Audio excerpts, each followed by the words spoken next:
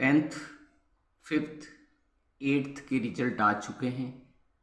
यह एक शिक्षा में एक नवाचार था।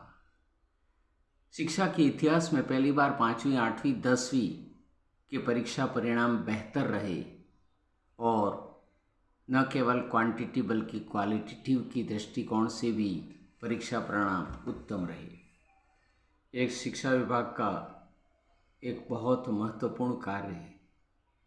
शिक्षा से जुड़े हुए सभी साथियों ने, शिक्षकों ने और प्रत्यक्ष अप्रत्यक्ष जुड़े हुए सभी शिक्षाविदों ने इसमें सहयोग दिया। चारों ओर प्रसन्नता का वातावरण है। परीक्षा परिणाम से बालक उत्साहित हैं।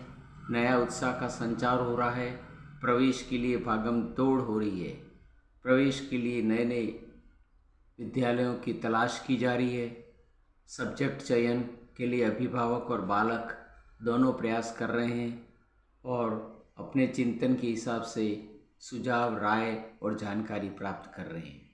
बालकों की रुचि पता करने के लिए विद्यालयों के प्रधानाचार्य, शिक्षक पूर्ण सहयोग दे रहे हैं। यह हमारे शिक्षा जगत की एक महत्वपूर्ण मिसाल है जो माइलस्टोन के रूप में साबित होगा। शिक्षा विभाग ने एक महत्वपूर्ण कदम उठाकर इतिहास में पहली बार ऐसा रिजल्ट घोषित करके इतिहास रचा है जो हमेशा हमेशा याद किया जाएगा। आने वाला वर्ष, आने वाला सत्र समय पर उसका शुभारंभ हो जाएगा। बालकों के लिए एक नई प्रेरणा का स्रोत बनेगा। अन्य विद्यालयों की तुलना में राजकीय विद्यालयों के परीक्षा परिणाम अच्छे रहे। शिक्षकों का योगदान काफ़ी सराहनीय रहा है।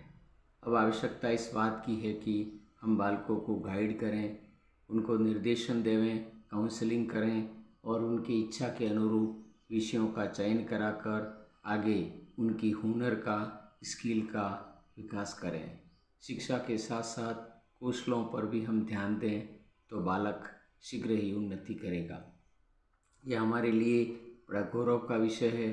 अब नई एजुकेशन पॉलिसी NEP 2020 लागू होने जा रही है। इसी के अंतर्गत अगले वर्ष से 10वीं के 2 बार एग्ज़ाम होंगे।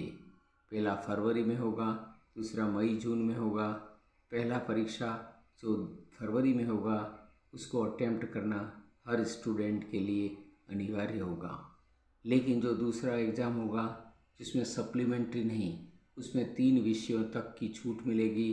आप उसमें रिजल्ट इम्प्रूव करना चाहो तो कर सकते हो। सप्लीमेंट्री जैसी व्यवस्था अब समाप्त कर दी गई है।